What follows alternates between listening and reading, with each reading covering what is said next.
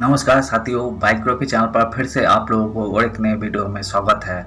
आशा करते हैं कि आप लोग अपने जीवन में खुश होंगे, मस्त होंगे और मजे में भी होंगे। जैसा कि आप लोग जानते हैं, हमारे चैनल पर हम बॉलीवुड की बैकग्राउंड से जुड़ी हुई रियल किस्से कहानियों को आपके सामने लाते रहते हैं। बॉलीवुड के बैकग्राउंड में अनगिनत किस्से कहानियाँ छुपी हुई होती है जो कि हम जन तक नहीं पहुँच पाते हैं। हमारे चैनल पर हम कोशिश करते हैं उन्हीं किस्से कहानियों को आपके सामने लाने की। तो चलिए कहानियों पे चलते हैं, शुरू करते हैं बॉलीवुड की बैकग्राउंड से जुड़ी हुई और एक नए किस्से। मोहम्मद रफी भी क्या इंसान थे। घर वाला ने सुनाई अमिताभ बच्चन के साथ रिकॉर्डिंग की दिल छू लेने वाली दास्तान। मोहम्मद रफी बात एनिवर्सरी।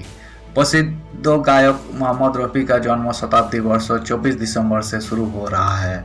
रफी साहब की गायकी ने दुनिया भर में ना जाने कितने संगीत प्रेमियों को अपना मुरीद बनाया है, लेकिन उनकी शख्सियत की सरलता भी कम प्रेरणा देने वाली नहीं है।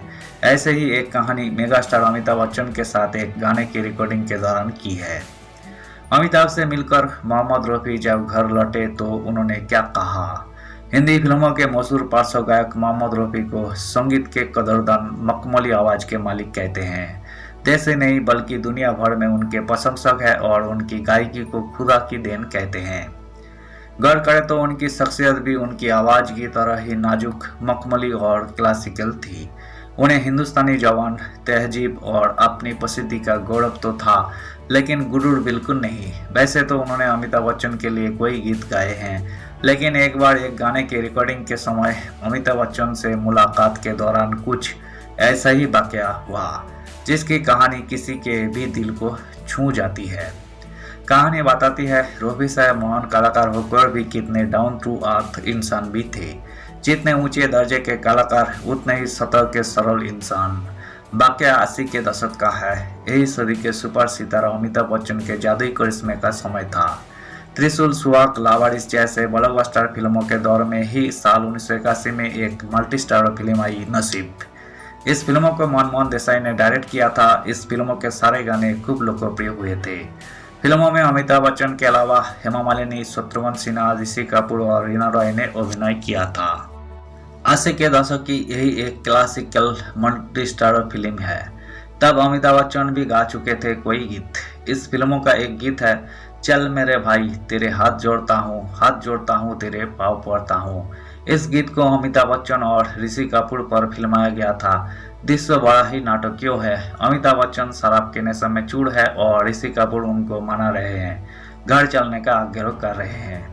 इस फिल्मों से पहले अमिताभ बच्चन लावारिस में, मेरे अंगने में और उससे भी पहले मिस्टर नटवर लाल में मेरे पास आओ जैसे गाने को अपनी आवाज दे चुके थे। यही वक्त था जब सिलसिला में भी अमिताभ बच्चन ने रंग भर से गाना गाया था।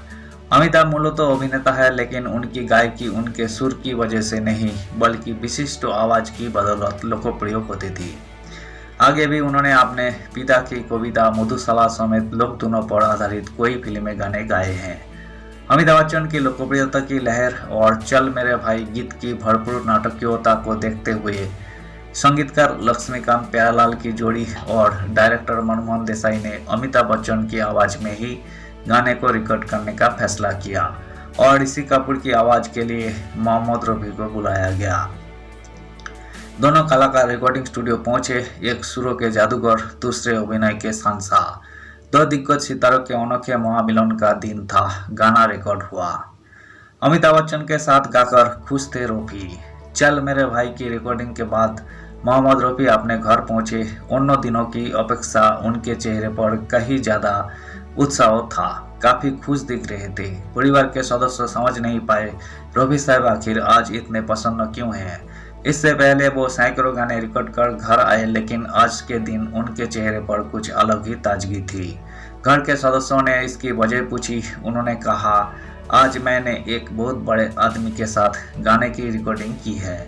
घर के लोगों ने पूछा, वो कौन है। रफी साहब पहले तो आसानी से बताने को तैयार नहीं थे, लेकिन कुछ समय के बाद उन्होंने घर के लोगों के सामने खुलासा कर ही दिया। कहा, अमिताभ बच्चन के साथ गाकर आए हैं। क्योंकि 80 के दशक में अमिताभ बच्चन की लोकप्रियता सातवें आसमान पर थी। हर कोई उनसे मिलना चाहता था। हर तरफ उनकी चर्चा थी। संजय बोस जो भी उनको देख लेता या मिल लेता खुद को धन्य समझता। लिहाजा रफी साहब के भीतर भी खुशी का ठिकाना नहीं था। उन्होंने अमिताभ बच्चन के साथ गाने की रिकॉर्डिंग के इस दिन को अपने लिए एक ऐतिहासिक अवसर समझा, जीवन की बड़ी उपलब्धि के तौर पर माना। बेटे शाहिद रफी ने सुनाई दिलचस्प दास्तान। इस पूरे वाकया का खुलासा काफी सालों बाद मोहम्मद रफी के बेटे शाहिद रफी ने एक इंटरव्यू के दौरान किया था। इसी के साथ उन्होंने ये भी कहा कि समझिए कि मेरे वालिद रफी साहब भी कैसे इंसान थे, जिस गायक को पूरी दुनिया खुदा की देन कहती है। जब रफी साहब फिल्मों में आए और शोहरत की बुलंदियों पर जा पहुंचे, तब अमिताभ बच्चन साहब का भी वजूद क्या रहा होगा। लेकिन आज उम्र के इस मुकाम पर अमिताभ साहब से मिलकर वो खुद को धन्य मान रहे हैं, मानो उनको खुदा ही मिल गया। अमिताभ की लंबाई और स्टारडम के आगे रफी साहब अपनी ऊंचाई और प्रसिद्धि को भूल बैठे। उन्हें खुद नहीं पता कि वो कितने बड़े आदमी थे। ऐसे थे रफी साहब। आज ये कहानी उनकी गायकी की तरह ही उनके व्यक्तित्व की सरलता का एक उदाहरण पेश करती है। धन्यवाद साथियों। इस वीडियो में हमने मोहम्मद रफी और अमिताभ बच्चन के फिल्मों से जुड़ी हुई किस्से को आपके सामने रखने की कोशिश की है। उम्मीद है दोस्तों वीडियो आपको जरूर पसंद आई होगी। वीडियो पसंद आए तो लाइक कर दीजिएगा। चैनल पर नए आए हैं तो प्लीज़ एक सब्सक्राइब कर दीजिएगा। मिलते हैं नेक्स्ट वीडियो में। धन्यवाद।